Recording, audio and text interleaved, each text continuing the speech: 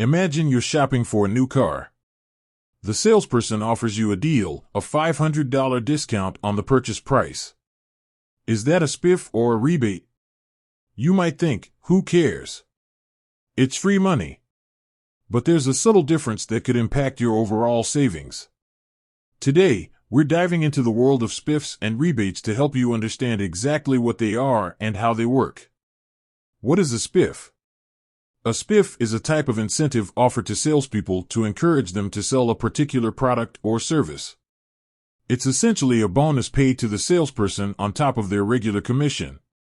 Think of it as a reward for achieving a specific sales goal. Example, let's say a car dealership wants to boost sales of a new electric model. They might offer salespeople a $100 spiff for every electric car sold.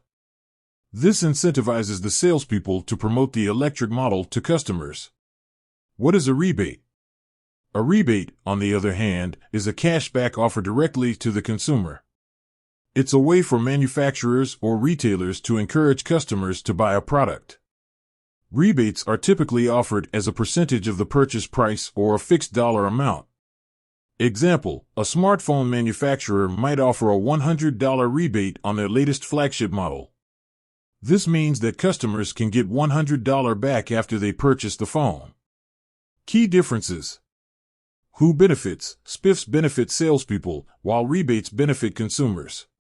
Timing. Spiffs are often paid out immediately after the sale, while rebates can take time to process and receive.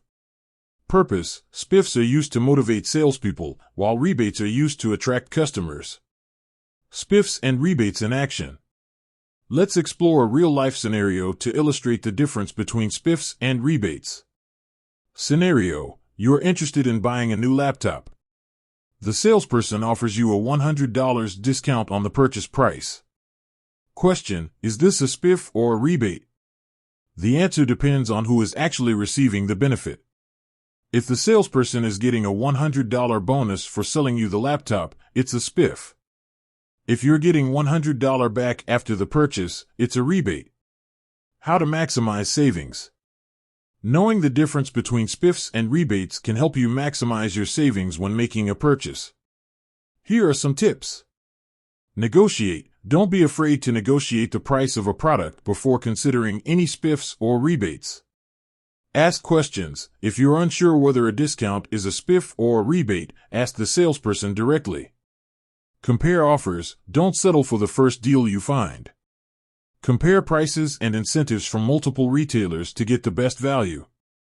So, the next time you're faced with a spiff or a rebate, remember the key differences. Spiffs benefit salespeople, while rebates benefit consumers.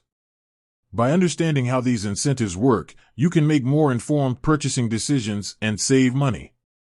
With that said, thanks for watching, and until next time.